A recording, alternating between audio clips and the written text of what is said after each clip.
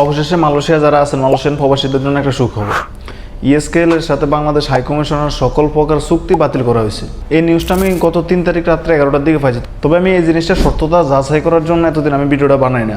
আজকে যখন মালয়েশিয়া অবস্থিত বাংলাদেশ দূতাবাসের নিজস্ব ভেরিফাই ফেসবুক পেজ থেকে এই জিনিসটা প্রচার করছে যে ইএসকেএল এর সাথে তাদের সকল প্রকার চুক্তি বাতিল করা হয়েছে, আসলে এটা অনেক খুশির খবর।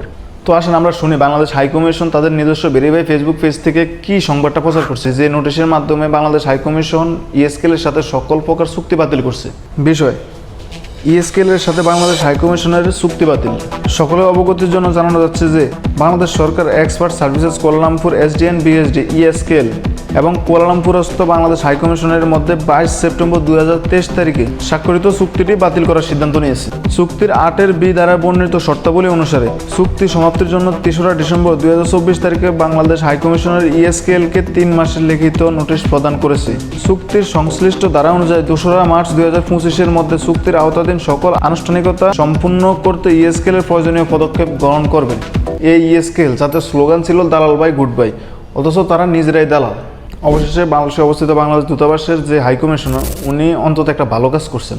অবশেষে নিজের চাকরি বাঁচানোর জন্য হইলেও ইএসকেএল এর সাথে চুক্তি বাতিল করছে। এতে আসলে প্রবাসীরা অনেক খুশি। আমার ছোট বেরেনে একটা হিসাব দিয়ে আমি এই ইএসকেএল প্রতিটা প্রবাসীর থেকে একটা পাসপোর্টের আবেদন করার জন্য 32 রিঙ্গিত করে নিত। তো মালয়েশিয়াতে বৈধ প্রবাসী আছে প্রায় 15 লক্ষের উপরে। প্রতি মাসে প্রায় 15,000-এর অধিক পাসপোর্ট রিনিউর জন্য যায়।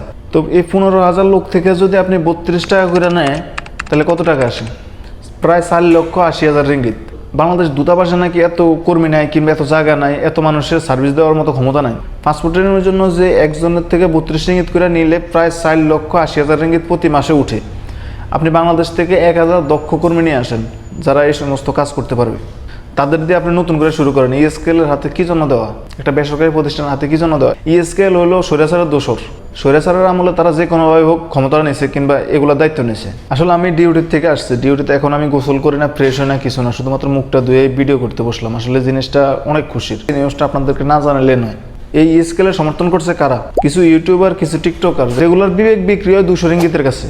ওই সমস্ত কিছু আবাল বিবেকহীন টিকটকার ইউটিউবারের কাছে 200 রিঙ্গিতের বিনিময়ে তারা এই সমস্ত জিনিস প্রচারণা করে। ওই বলদরা এটা ভাবে না যে এই 200 রিঙ্গিত বাংলাদেশে 5,000 টাকা আমার পকেটে ঢুকবো, আমি যে তাদের পক্ষে যে ভিডিওগুলো বানাইতেছি এর কারণে কত লক্ষ লক্ষ প্রবাসী ক্ষতির সম্মুখীন হবে, তারা এটা ভাবে না।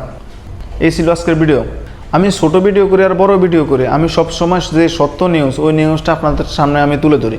আর যদি আমার এই ভিডিও থেকে বিন্দুমাত্র কোনো উপকৃত হয়ে থাকেন, তাহলে অবশ্যই চ্যানেলটা সাবস্ক্রাইব করে রাখুন।